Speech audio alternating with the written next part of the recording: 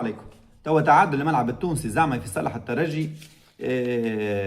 الترجي اصبح متاخر باربع نقاط. انا نقول لك اي فريق يتعادل او ينهزم راهو في الاخر بالنسبه للترجي طبعا باش يكون حاجه باهيه، لانه في العداد الاخراني بالكل باش تكون تربح نقاط على الملعب التونسي، واي فريق اخر يكون في كوكب الطليعه. الترجي في مشكله كبيره، مباراه السي بي، المباراة الصعيبة، بالرغم اللي برشا جماهير يقول لك والله مباراة سهلة ونجموا الفريق يربح بكل سهولة. أنا رأيي اللي مباراة صعيبة. تتذكر في الموسم الفارط أصعب المباريات كانت مع النادي الرياضي البنزرتي، وقتها وفاه ترجي 0-0، ومع بيجا كيف وقتها الماتش انتهى بالتعادل 1-1. وقتها الفريق خسر برشا نقاط ببرشا تعادلات، كذلك مع بن قردان في رادس، يعني كان تتذكروا. والسنة زادة الترجي خسر المباراة والا تعادل طبعا مع المنستير، يعني المباراة كانت في الظاهر سهلة ولكن الترجي خذا منها كان نقطة. علاش صعيبة زادة؟ أول حاجة الفريق السي بي باش يتكتل التالي، عنده ما يخسر باش يلعب 10 التالي، والترجي يلقى مشكلة باش يواجه دفاع متكتل. طبعا الترجي ديما عنده مشكلة في الحكاية هذه. كيف صعيبة؟ لأنه الترجي المدة هذه ماهوش لاقي الاوتوماتيزم، خاصة في البطولة. ما نحكيوش على الشامبيونز ليج، لأنه الشامبيونز ليج هذه صفحة تواها الترجي وصفحة عدات، لأنه في البطولة راهو عنده مشاكل حقيقية. علاش؟ لأنه أول حاجة في المرتبة الثالثة، هاك شفتوا آخر مباراة مع جرجيس شنو صار، وقبلها حتى كي يربح يعني بصعوبة، لأنه ترجي المده هذه راهو خاسر اربعه ماتشوات. مش معناها خاسر، معناها الاربع ماتشوات يا خاسر يا تعادل، يعني ثم 40% من الماتشوات ما مشاتش كما يحب جماهير الترجي. 4 من 10 برشا، يعني في البطوله راهو ثم مشكله يعني. وماهر الكنزاري زادها صعيبه. علاش؟ عليه لانه اليوم عنده برشا غيابات، وغيابات مؤثره وغيابات كاليبر راهم نشوفوهم توا بشويه بشويه. في هذا الكل زعما ماهر الكنزاري كيفاش يعمل؟ كيفاش التشكيله باش تكون بالنسبه للترجي وبالنسبه لماهر الكنزاري؟ هاي جاتك فرصه ماهر الكنزاري اليوم، برشا غيابات، هتشوف كيفاش تعمل، وخاصه في الرواق اليمين. بالنسبه للتشكيله انا نرى للتشكيله باش تكون بطبيعه بشير باش يكون في حراسه المرمى. بشير بن سعيد دائما في حراسه المرمى المده الاخرى، ما عندوش اشكال، هو الوحيد اللي الناس كل متفاهم عليه في الخط الاخراني، يعني مميش اصبح بعيد كل البعد على مرمى الترجي. لازم الترجي ده يخمم باش يجربوا في برشا مباريات باش هيك يبدو عنده زوز حراس كومبيتيتيف في الشامبيونز ليج، وحذاري من النقطه هذه.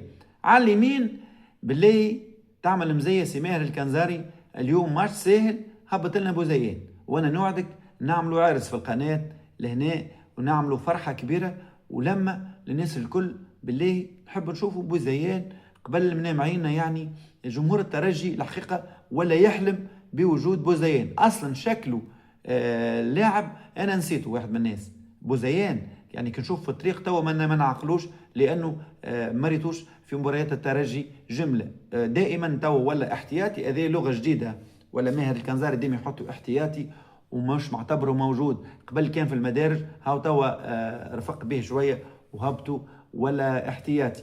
هنشوفوا بوزيان يا خويا على اليمين، الجمهور باش يهبل راهو، الناس الكل تقول لك هبط بوزيان وخلينا طلعنا احنا غالطين. باهي على اليسار ربما بن حميده باش ينطلق بحظوظ وافره ولازم يرجع في النسق، بالرغم ماهوش كمال حميده نتاع العاده، لازم يرجع بشويه بشويه. في صد الدفاع عندك زوز غيبات مؤثره، توجاي ومرياح اوت، توجاي مضروب، مرياح الكارت الاصفر. دونك شكون مازال عندك؟ مازال عندك القنيشي، ما عندك حتى اشكال، لازم تحطوا غادي وجلاسي، هما زوز الوحيدين اللي نجموا يكونوا في طبعا البصه هذيك. دونك الخط الخلفي شكون؟ القنيشي وجلاسي، معاهم محمد علي بن حميده، وعلى اليمين هبط لنا بوزيان ويرحم والديك، وبالطبيعه نعرف باش تهبط محمد بن علي. في الوسط بطبيعه اونيتشي اوكبيلو، وبالله كبسه اونيتشي اوكبيلو، واونيتشي اوكبيلو الحقيقه قاعد يحط في ساقيه بالسيف، خايف على ساقيه 5 مليارات تضيع منه، لانه ماشي في ديسمبر الفريق الروسي. دونك يا تجدد له يا شوف له حل. هذا معاه باش يكون تقال الحقيقه طيب الامكانيات المده هذه، رائع واحسن لاعب بريسك في الفتره الاخيره، وتقدم كثيرا وخدم على روحه. كيف كيف قدام باش يكون جبالي، كيف اخر ماتش الحقيقه قدم مباراه طيبه.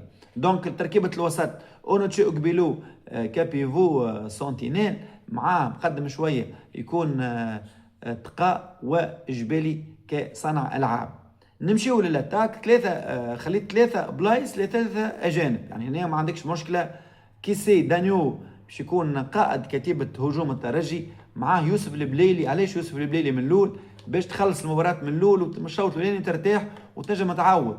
وكسيل ابو عاليه اللي لازم مكبسه زاده باش يكون في الموجود في الاتاك، لازم مكبسه في غياب شكون؟ في غياب يانساس. شفتوا الغيابات قداش مؤثره، وتكاثر الغيابات وكثر الاصابات. يعني قلت لكم راهي بتجي فتره صعيبه، ان شاء الله الفتره هذه ما تكونش في الشامبيونز ليج، لانه وقتها الترجي باش يعاني اذا كان ما يخليش من لعبيته وما يرتاحهمش. المباراه كما قلت لكم راهي مباراه فخ بالنسبه للجميع، حتى الجمهور يقول لك مباراه سهله. انا اشوف اللي مباراه صعبه وصعبه جدا، خاصه اذا كان ما سجلت في الشوط الاولاني راهي تصعب وتخلي روحك للاخر وربع ساعه الاخر وقت الضغط هذاك الكل. راهو يلزم خبره كبيره ودخول مباشر في الموضوع من الدقائق الاولى. ارمي بالاسلحه نتاعك، سجل اهداف ورد بالك التالي، لانه المباريات هذه سهله كي تبداها من الاول وتماركي زوز اهداف تولي مباراه سهله برشا، لانه الفريق الخصم باش يطلع لك طبعا يحب يعدل وكيكا يسهل عليك اي ملاعبي ولا اي اتاك ينجم يسجل. اما اذا كان صعبتها من الاول على روحك طبعا باش تكون مباراه صعبه وصعبه جدا. وشفتوا عملناه للترجي، عانى مع الفرق هذه كما سي بي كما البنغردان وكما الاولمبي البيجي، وراهو نحكيو في رادس.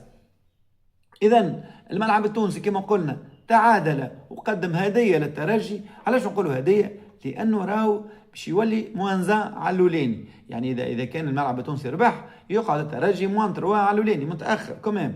اي فريق يتعادل في الكوكبه او يخسر بطبيعه في صالح الترجي وفي صالح الترجيين ولا احباء نتاعو اللي يستناو الترجي يرجع للمرتبه الاولى. واذا كان الترجي رجع للمرتبه الاولى، ما تعرف في تونس اذا كان الترجي رجع للمرتبه الاولى صعيب برشا باش يتخلى عليها. كونتر بارتي النادي الافريقي في فورمه، النادي الافريقي رابح برشا مباريات ورا بعضهم، ظهري 4 أو 5 مباريات، يعني سلسله ورديه بالنسبه لفريق النادي الافريقي. والترجي حذاري يلزم ما يضيعش النقاط باش من بعد ما يندمج، لانه جايو ماتشات صعيبه. راهو باش يتحول الى النادي الرياضي الصفاقسي في ملعب طيب المهيري. صفاقس شفتوه مع الملعب التونسي سكر مليح يعرف كيفاش يلعب. دونك الترجي يتحول الى النادي الرياضي الصفاقسي وبعدها يستقبل العمران. انا نشوف في لقاء زاده سهل ولكن لقاء فخ. اللقاء ذاك باش يكون قبل الدربي باش يكون نهار 9 نوفمبر، يعني الترجي لازم يعمل حساباته في الافكتيف. ونعاود نقول ترنوفر يا ماهر، الترنوفر يا ماهر. وما تنساش بوزيان وما تنساش اللايك، ويرحم والديك عاونونا في القناه. وشكرا على المتابعه، وعمل ابوني اذا كان اول مره تفرج فيها. والسلام عليكم ورحمه الله. تحيا تونس.